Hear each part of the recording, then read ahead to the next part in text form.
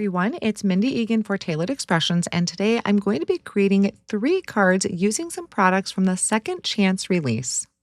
The supplies I'm using today is the Polka Dot Cutting Plate, Geo Blooms Stencil, Geo Blooms Embossing Folder, Simply Stated Stamp and Die, A2 Postage Stamp Stacklets, A2 Layer Stacklets, the Fancy Florets Stamp and Die, Whimsical Wildflowers Stencil, and Square Stacklets.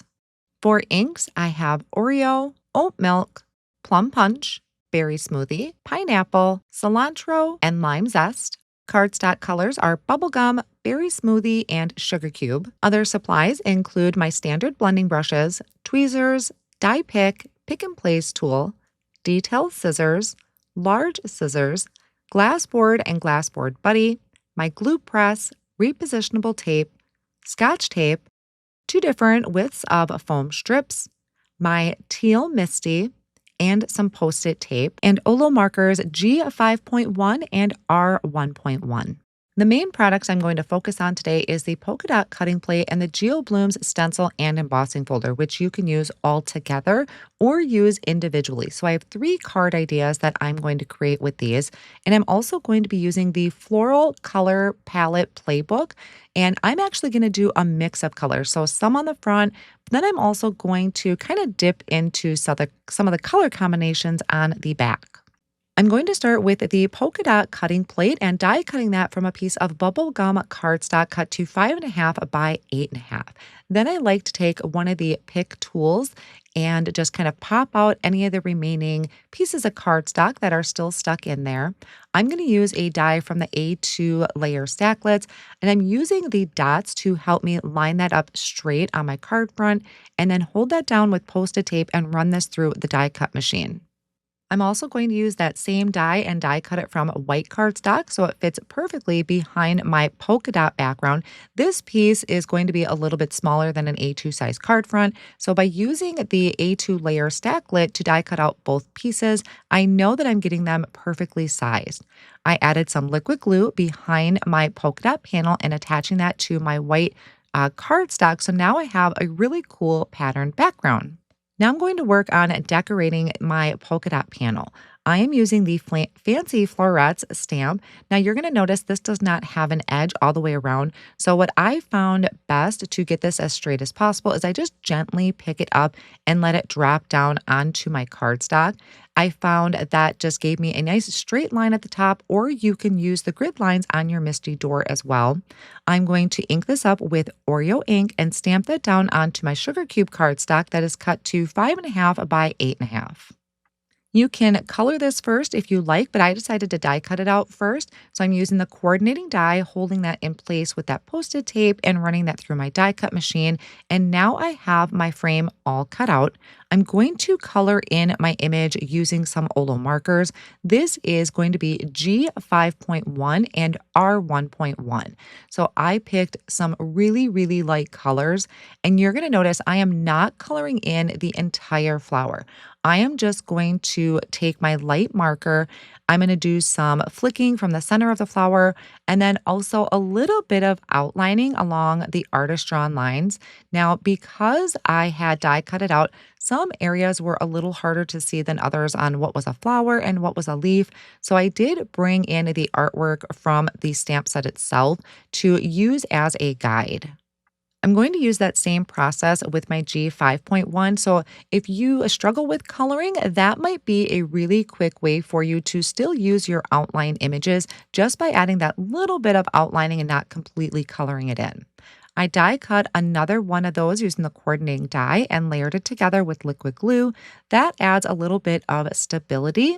And I'm just placing that over the top of my polka dot background for right now to get an idea of how much room I have for a sentiment. Off screen, I did stamp out all the sentiments from the Simply Stated Stamp and Die, use the coordinating die to die cut them all out. Once I landed on a sentiment, which is happy birthday, I am going to add my polka dot panel to an A2 card front from Sugar Cube cardstock. And then I'm taking some of the thin foam strips, placing them behind my floral border, and then placing that over the top of my polka dot background. I'll also add some foam strips behind my sentiment and place that in the opening that is left from that floral frame. So that is a quick and easy way to use the polka dot cutting plate for a background. My next two cards are going to be using images from the Whimsical Wildflowers stencil. So this is going to actually create four different floral patterns that I'll be die cutting out later. I'm starting with a sugar cube cardstock that is cut to 6 by 6 that fits my stencil. I'm starting with the first layer of the stencil. I added lime zest, and then I'm going to still come in on that first layer and add a little bit of cilantro. Now, on the second layer, I'm going to be using some pineapple. These colors were kind of taken from the back of that floral palette playbook. So I'm using colors inspired by that. I may have changed up the greens a little bit, but they still work beautifully. The third layer of the stencil, I am going light-handed with a berry smoothie to fill in all of the open areas of the stencil. And then the last layer of the stencil, I am going to be using plum punch. So berry smoothie and plum punch are a really beautiful color combination, and then tying it in with that light color of pineapple to really give it a beautiful assortment. I'm going to use one of the squares from the Square Stacklet set, and I have it trimmed in pretty close to the wildflowers. I'm going to use that die to die cut out all four of my images. I only used two today, but I will be saving the other two for future projects. I'm die cutting out the polka dot cutting plate from some berry smoothie cardstock cut to 5.5 by 8.5. One of the A2 postage stamp stacklets from sugar cube cardstock, and then die cutting out my polka dot panel once again with an A2 layer stacklets as well. That is going to nestle in perfectly on my A2 postage layer that I created.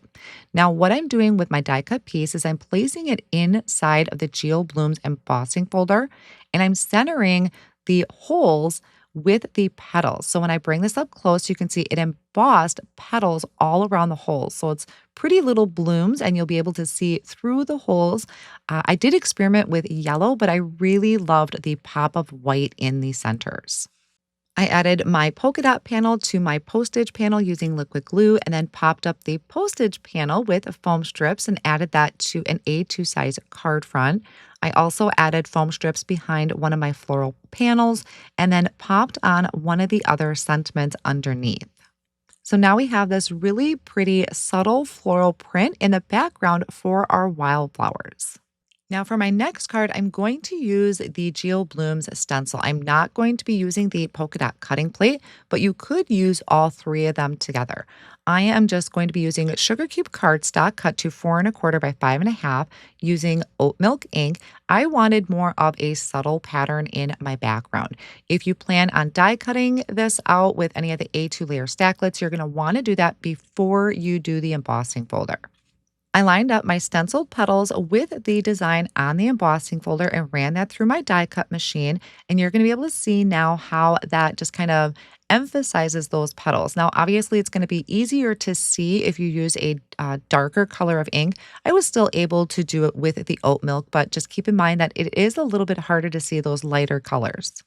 I trimmed the panel to 4 by 5.25, added foam tape and added that to a sugar cube card front.